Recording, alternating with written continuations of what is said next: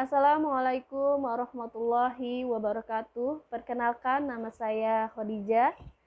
Pada kesempatan ini, saya diamanahkan untuk mengajar mata pelajaran otomatisasi tata kelola sarana prasarana. Pada kesempatan hari ini, saya akan membahas mengenai definisi sarana prasarana kantor dan macam-macam sarana prasarana kantor. Sebelum mulai pelajaran hari ini, marilah kita membaca basmalah terlebih dahulu. Bismillahirrahmanirrahim. Semoga Allah memudahkan kita dalam menyerap dan menerapkan ilmu pengetahuan yang kita miliki. Selanjutnya, kita akan membahas mengenai apa itu sarana. Menurut KBBI, sarana adalah suatu alat atau bahan yang digunakan untuk mencapai tujuan. Jadi, kita bisa tarik kesimpulannya bahwasannya sarana adalah alat yang digunakan untuk mencapai tujuan. Suatu kegiatan pasti memiliki tujuan tertentu. Contohnya, sekolah. Kegiatan sekolah memiliki tujuan untuk mendapatkan ilmu, agar cerdas, agar berketerampilan, agar berpengetahuan luas. Nah, untuk mencapai tujuan tersebut, pasti kita harus memiliki sebuah alat. Alatnya apa? Ada buku, ada pulpen, ada internet, ada komputer, ada buku yang besar untuk pelajaran akuntansi. Nah, itu alat yang digunakan untuk mencapai tujuan bisa dikatakan sebagai sarana.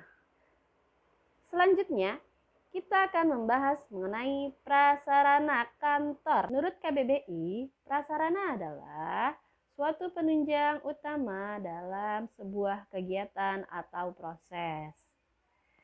Jadi, dapat ditarik kesimpulan bahwasannya prasarana adalah penunjang utama dalam sebuah kegiatan. Dalam sebuah kegiatan tentunya memerlukan penunjang utama. Kita ambil contoh kegiatan di sekolah, yaitu kegiatan belajar mengajar. Dalam kegiatan tersebut, kita harus memiliki penunjang utama. Apa yang diperlukan dalam kegiatan belajar mengajar? Yang pertama yaitu penunjang utamanya, yaitu adanya tanah. Tanahnya untuk apa? Untuk didirikan sebuah sekolah, yaitu gedung sekolah. Nah, itu merupakan prasarana, gedung sekolah. Nah, gedung sekolah tersebut didesain dan diatur untuk memenuhi kebutuhan muridnya, yaitu dengan adanya ruang kelas yang memadai, yang kedua adanya lab, yang ketiga adanya perpustakaan, yang keempat adanya toilet, yang kelima adanya lapangan, dan berbagai macam hal yang berada di gedung sekolah. Itu tadi merupakan prasarana dalam kegiatan belajar mengajar. Jadi, dapat disimpulkan bahwasannya sarana dan prasarana itu berbeda. Kalau sarana, yaitu alat yang digunakan untuk mencapai tujuan atau alatnya, sedangkan prasarana yaitu penunjang utamanya. Jelas berbeda ya anak-anak. Untuk selanjutnya, menurut para ahli berpendapat bahwasannya sarana dibedakan menjadi dua dan prasarana juga dibedakan menjadi dua. Selanjutnya, menurut Priyansa dan Granida, sarana dibedakan menjadi dua. Yang pertama, sarana sebagai alat, yaitu alat yang digunakan sehari-hari untuk kegiatan perkantoran. Yang kedua, yaitu sarana sebagai informasi. Sarana sebagai informasi yaitu alat yang digunakan untuk mencari berbagai sumber informasi. Selanjutnya, menurut Agus dan Granida, prasarana dibedakan menjadi dua. Prasarana sebagai perabot ataupun alat, contohnya alat tulis kantor, meja, dan sebagainya. Yang kedua, prasarana dikatakan sebagai bentuk fisik. Contohnya, adanya ventilasi udara, kemudian adanya suhu ataupun pengaturan kelembapan udara. Nah, kemudian apalagi adanya pencahayaan yang cukup. Nah, itu menurut Agus dan Granida. Jadi, sekian materi definisi sarana dan prasarana. Untuk selanjutnya kita akan mempelajari mengenai macam-macam sarana prasarana. Macam-macam sarana prasarana ada 6. Yang pertama yaitu peralatan dan perlengkapan kantor.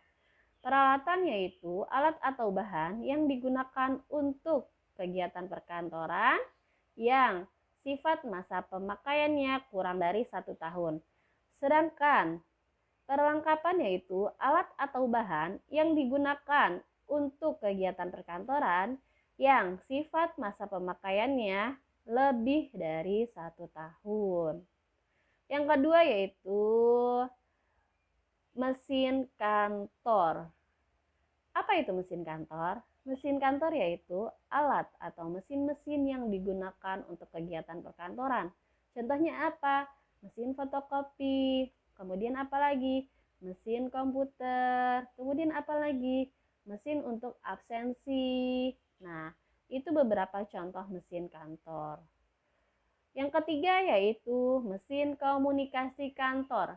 Apa itu mesin komunikasi kantor?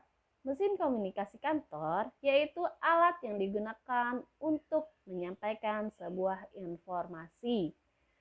Alat ini berupa telepon, bisa juga berupa fax, dan lain sebagainya.